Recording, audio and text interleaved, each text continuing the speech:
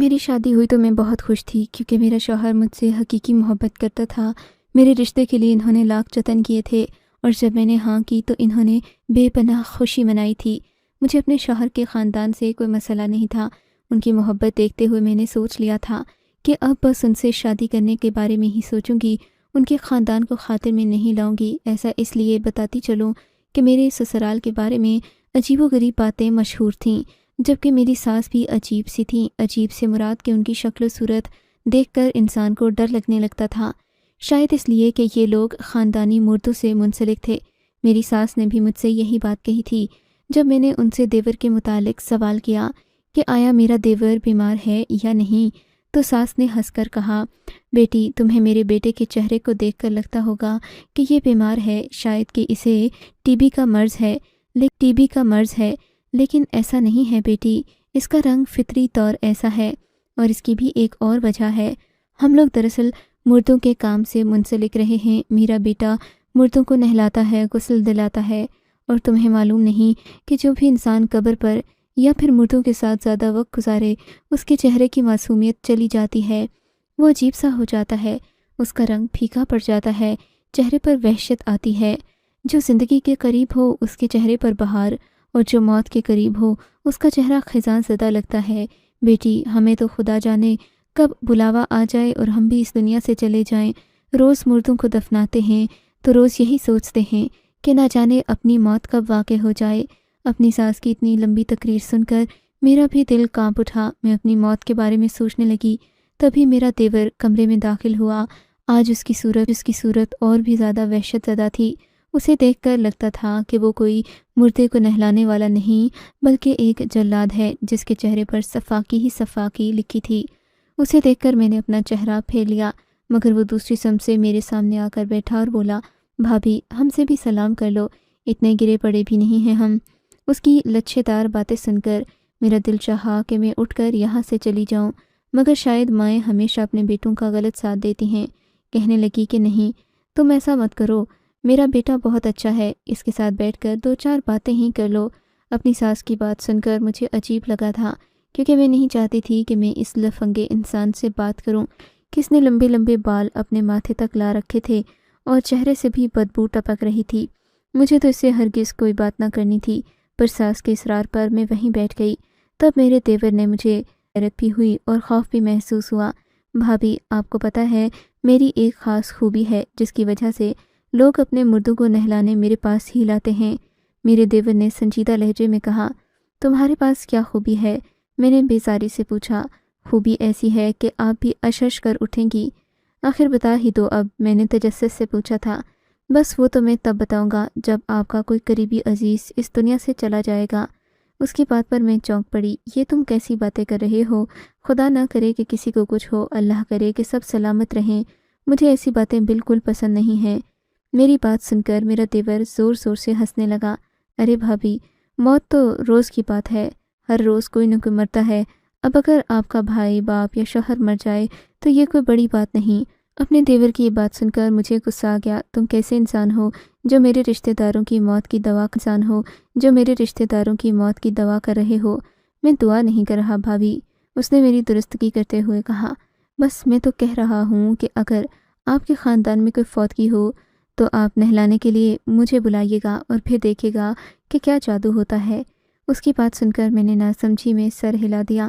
اتنے میں میری ساس آ گئی۔ میرا گھبرایا ہوا چہرہ دیکھ کر دیور سے کہنے لگیں، بیٹا اس طرح بھابھی کو ڈراؤ تو مت، وہ اس خاندان میں نئی آئی ہے، آہستہ آہستہ ان چیزوں کی عادی ہو جائے گی، پر فی الحال یہ باتیں اس کے لیے بہت نئی ہیں۔ میری باتیں سن کر میرے دیور کو بھی شاید لگنے لگا تھا کہ میں اس ماحول کی عادی نہیں ہوں، تبھی وہ اٹھ کر وہاں سے چلا گیا، پر میرا دل کانپ رہا تھا۔ میرا دل چاہا کہ میں ابھی یہاں سے اٹھ کر کہیں دور چلی جاؤں، مگر اس کی ضرورت نہیں ہوئی۔ تبھی میرے شوہر کمرے میں داخل ہوئے۔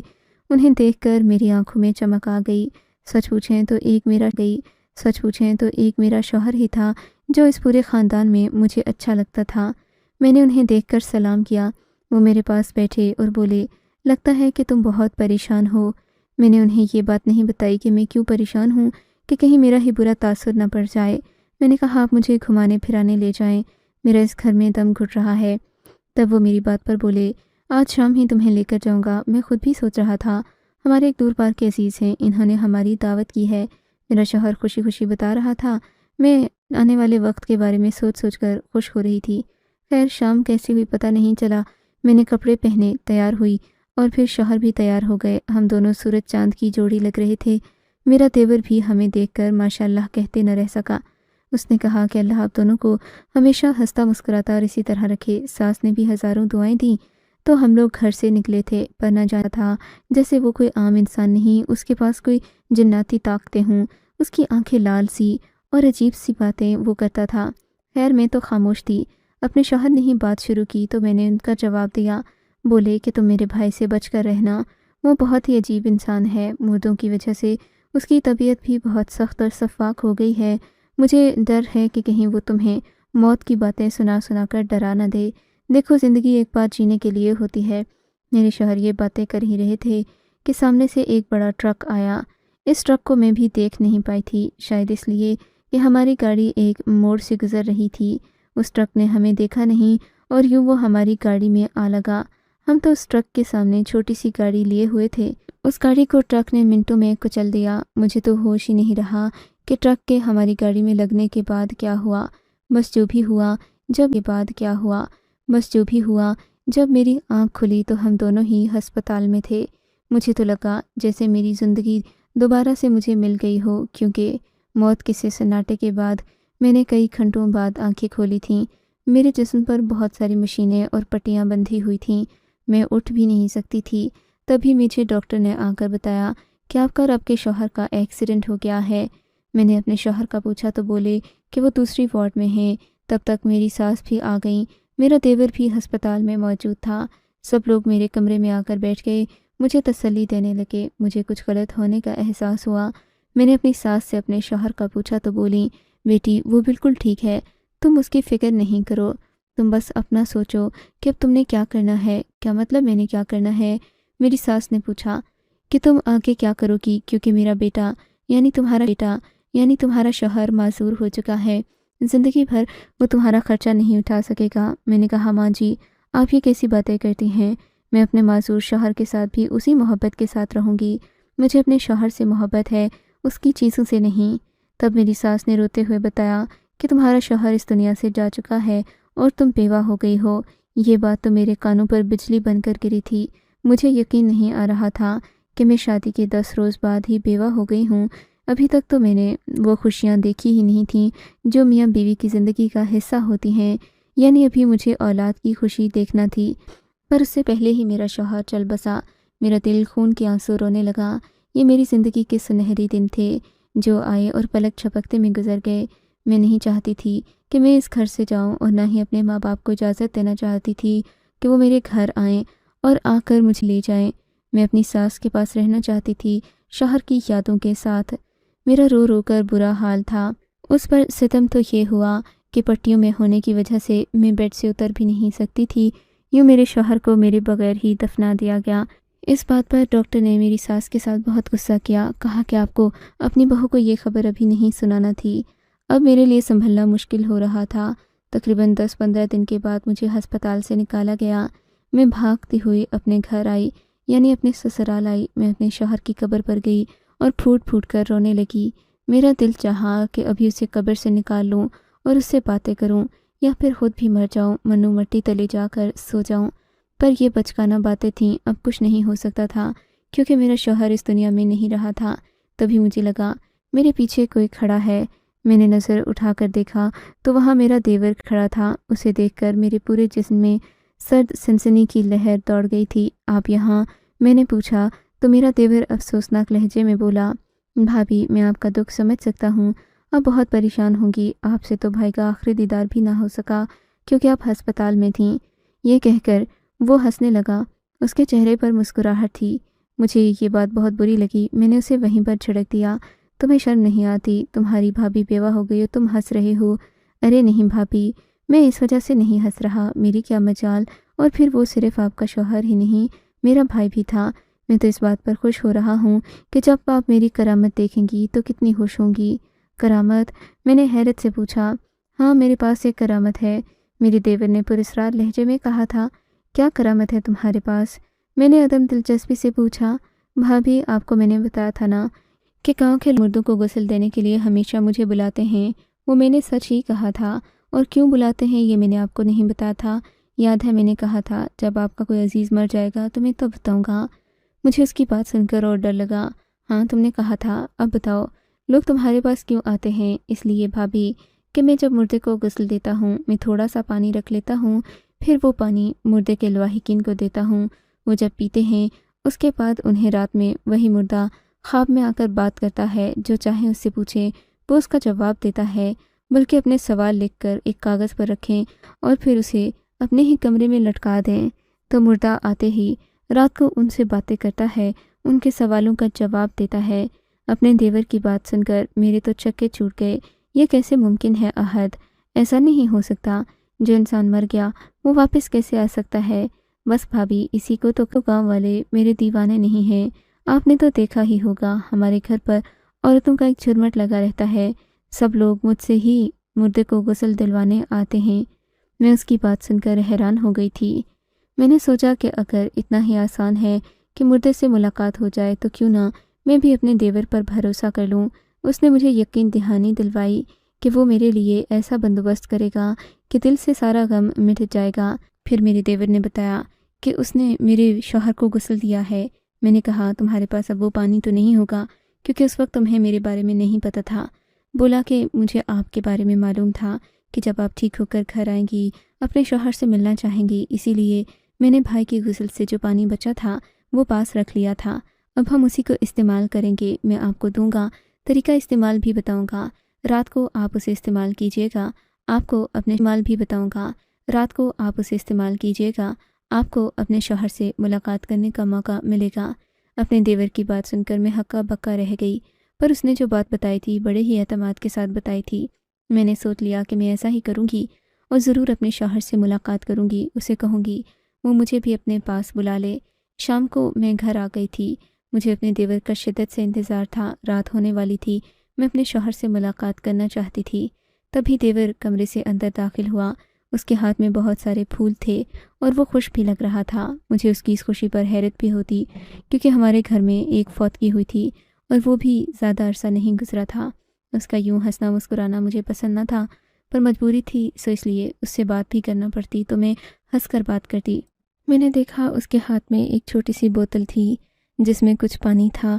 اس نے میرے سامنے ٹیبل پر رکھتے ہوئے کہا، یہ لیں بھابھی، اس پانی کو پی کر سو جائیے گا، اور ہاں اگر آپ نے اپنے شوہر سے ملاقات کرنی ہے تو اپنے کمرے کا دروازہ کھلا رکھنا۔ روحیں اندر داخل ہوتی ہیں، اگر دروازے بند ملیں تو وہ دوسری طرف چلی جاتی ہیں۔ میں اس کی باتیں سن کر بہت حیران بھی ہو رہی تھی، اگرچہ مجھے یقین نہیں آ رہا تھا، مگر پھر بھی میں نے سوچ لیا کہ میں یہ سب کر کے دیکھوں گی، ہو سکتا ہے مجھے خواب میں ہی میرے شوہر کا دیدار ہو جائے۔ میں ان سے یہ تو کہہ دوں کہ وہ مجھے معاف کر دیں کہ میں ان کو بچا نہ سکی۔ مجھے نہ جانے کیوں اپنا آپ ہی مجرم لگ رہا تھا۔ بہرحال دیور کی دیے ہوئی چیزیں اپنے کمرے میں لے جا کر رکھ دیں۔ بس مجھے رات ہونے کا انتظار تھا۔ میں چاہتی تھی اپنے شوہر سے جلد ملاقات کروں۔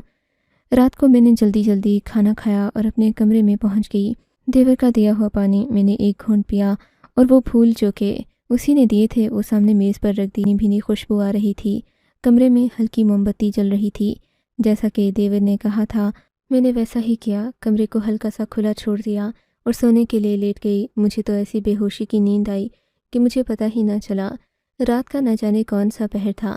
میری آدھ کھلی آنکھوں نے دیکھا، آدھ کھلے کمرے سے کوئی اندر داخل ہوا۔ اس نے سفید رنگ کے کپڑے پہن رکھے تھے، کپڑے ایسے تھے جیسے عربی لباس ہوتا ہے۔ اس لباس کو دیکھ کر ایسا محسوس ہوا جیسے یہ میرا شوہر نہیں بلکہ کوئی عربی میرے کمرے میں آ گیا ہو۔ میرا دل زور زور سے دھڑک رہا تھا۔ میں سوچ رہی تھی میرا شوہر مجھ سے کیا بات کرے گا۔ وہ میرے سامنے ہی بیٹھ گیا، بات کر رہا تھا، پر مجھے اس کی سمجھ نہیں آ رہی تھی کیونکہ وہ عربی میں بات کر رہا تھا۔ یہ بات دیکھ کر میری حیرت کی انتہا نہ رہی کہ میرے شوہر کے چہرے سے نور پھوٹ رہا تھا، پر اس نے اپنے چہرے کو ڈھانپ رکھا تھا۔ میں اس کا چہرہ نہیں دیکھ سکی، لیکن ایک بات جو اس نے بہت ہی عجیب کی تھی وہ میرے لیے سوالیہ نشان چھوڑ گئی۔ اس نے میز پر ایک پرچی رکھی اور کہا، اسے پڑھ لینا۔ وہ مجھے پڑھنے کا اشارہ کر رہا تھا۔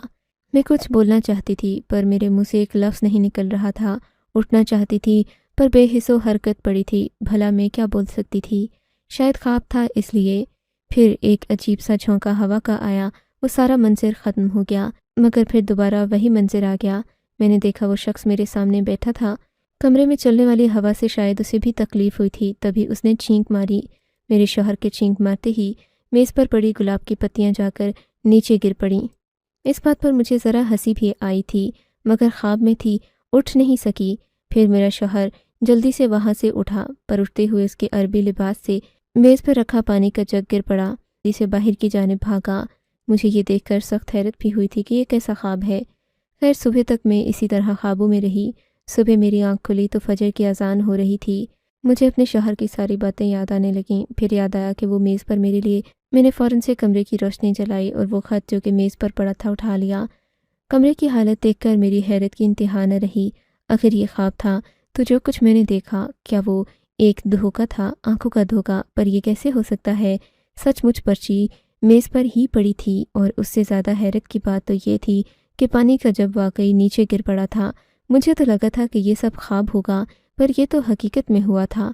اگر میں نے اس پانی کے جگ کو ہلایا ہوتا تو میرے ہاتھ پر کوئی نہ کوئی نشان تو ہوتا۔ ایسا کچھ نہیں تھا۔ مجھے اچھی طرح یاد تھا کہ میرے شوہر نہیں، یہ پانی کا گلاس نیچے گرا تھا۔ اب میں سوچ میں پڑ گئی، پر جب میں نے پرچی کھولی میں سب سمجھ گئی۔ اس میں لکھا تھا، میں اپنی بیگم کو یہ وصیت کرتا ہوں کہ وہ میرے بھائی سے نکاح کر لے، کیونکہ میں ایسا ہی چاہتا ہوں اور میرا بھائی بہت نیک ہے۔ یہ پڑھ کر مجھے بہت شک ہوا۔ میں سمجھ گئی کہ یہ مردے سے ملنے والا تو سارا ناٹک ہی ہے، پر میں اس ناٹک کو بے نقاب کر کے رہوں گی۔ اگلے دن میرے دیور نے مجھ سے پوچھا دوپہر کے وقت کہ کیا آپ کی اپنے شوہر سے ملاقات ہوئی تھی؟ میں نے خوشی خوشی بتایا کہ ہاں ہوئی تھی۔ کہا کہ آپ کے شوہر نے آپ سے کیا بات کی؟ میں نے کہا ایک ایسی بات کی ہے جس پر مجھے یقین نہیں آ رہا، لیکن میں ان سے 2-3 بار دوبارہ یہی بات کروں گی۔ اگر تو انہوں نے ہاں میں جواب دیا تو میں وہ بات میں اپنی زندگی میں شامل کر لوں گی۔ میرا دیور متجسس ہو گیا، یوں ظاہر کرنے لگا جیسے اسے کچھ پتہ ہی نہیں۔ بولا کیا بات ہے؟ آپ کے شوہر نے آپ سے ایسا کیا کہا؟ مجھے بھی تو بتائیں۔ میں نے کہا نہیں، وہ خفیہ بات ہے، میں اس پر عمل کروں گی، کسی کو نہیں بتاؤں گی۔ اس کی تو مارے خوشی کی آنکھیں چمک اٹھیں، پر مجھ پر ظاہر نہ کر رہا تھا۔ میں بھی اس کی استاد تھی۔ میں نے کہا میں آج رات پھر وہی عمل کروں گی، دیکھوں گی کہ کیا ہوتا ہے۔ بولا کہ ہاں ضرور کیجیے گا، اپنے شوہر سے پوچھ لیں، آپ کے لیے زیادہ بہتر ہوگا۔ اب میں نے دیکھ لیا تھا کہ وہ چیزیں جو اس نے مجھے استعمال کرنے کے لیے دی تھیں، انہیں ہی استعمال کر کے ہی مجھے بے ہوشی والی نیند آتی تھی۔ میں نے ان کو پہلی فرصت میں اپنے کمرے سے نکال پھینکا، باغ سے جا کر نئے پھول چن لائی اور وہ میز پر سجا دیے، پانی پیا تازہ شفاف، اور سونے کے لیے لیٹ گئی۔ نیند مجھے نہیں آ رہی تھی۔ رات کا وقت تھا، وہی پہر، وہی وقت۔ جب میرے کمرے کا دروازہ کھلا، میں نے دیکھا میرا دیور خراما خراما چلتا ہوا میرے بیڈ کے قریب آ کر بیٹھ گیا۔ وہ مجھ سے باتیں کرنے لگا، پر آج میں بیوقوف نہیں تھی۔ وہ بڑا بنا بنا کر باتیں کرتا۔ اس نے چہرے پر سفید رنگ کا کپڑا ڈال رکھا تھا۔ میں فوراً ہی نیند سے جاگ اٹھی۔ مجھے جاگتا دیکھ کر اس کے ہوش اڑ گئے۔ بھابھی ایک دم اس کے منہ سے نکلا۔ اس کا جھوٹ تو اسی لفظ سے سامنے آ گیا تھا۔ میں نے کہا بے شرم بے غیرت انسان، تم کو ذرا حیا نہیں آئی میرے ساتھ جھوٹ بولتے ہوئے، وہ بھی اپنے مرحوم بھائی کے بارے میں۔ وہ میرے آگے ہاتھ جوڑنے لگا۔ بولا بھابھی مجھے معاف کر دو، میرا پیشہ ایسا ہے، کوئی لڑکی مجھ سے شادی کرنے کو تیار نہیں۔ جب میں نے دیکھا آپ میرے بھائی سے محبت کرتی ہیں، اس کے لیے کچھ بھی کرنے کو تیار ہیں، تبھی میں نے یہ ناٹک کیا۔ خدا کی قسم میری نیت بری نہیں تھی، میں نے تو اسی وجہ سے اپنا چہرہ بھی ڈھانپ رکھا تھا کہ آپ سوئی ہوگی، میں آپ پر نظر بھی نہیں ڈالنا چاہتا تھا۔ بس میں آپ سے بات کر کے آپ کو اپنے جال میں پھنسانا چاہتا تھا۔ حالانکہ مجھے یہ بھی تھا کہ میں آپ سے شادی کروں گا، پر میں نے نظر اٹھا کر آپ کی طرف نہیں دیکھا۔ واقعی ایسا ہی تھا۔ پچھلے 2 دن سے جب بھی وہ میرے کمرے میں آ رہا تھا، اس نے خود کو ایسے ہی ڈھانپا ہوتا تھا کہ میں نے اور کسی چیز کو نہیں دیکھا، اس سے شادی کرنے کی حامی بھر لی۔ اس کو بھی یہ نہیں معلوم کہ میں نے اس کی کس بات پر خوش ہو کر اس سے شادی کی ہے۔ بس اسے معلوم ہے کہ اس میں کوئی خوبی ہے، سو وہ ہمیشہ میری خدمت کرتا ہے، کہتا ہے کہ میں تمہیں ہمیشہ خوش رکھوں گا۔ عدت پوری ہونے کے بعد میں اس کی بیوی بن گئی، اور میرا دیور یعنی اب میرا شوہر خود کو دنیا کا خوش قسمت ترین انسان سمجھنے لگا ہے۔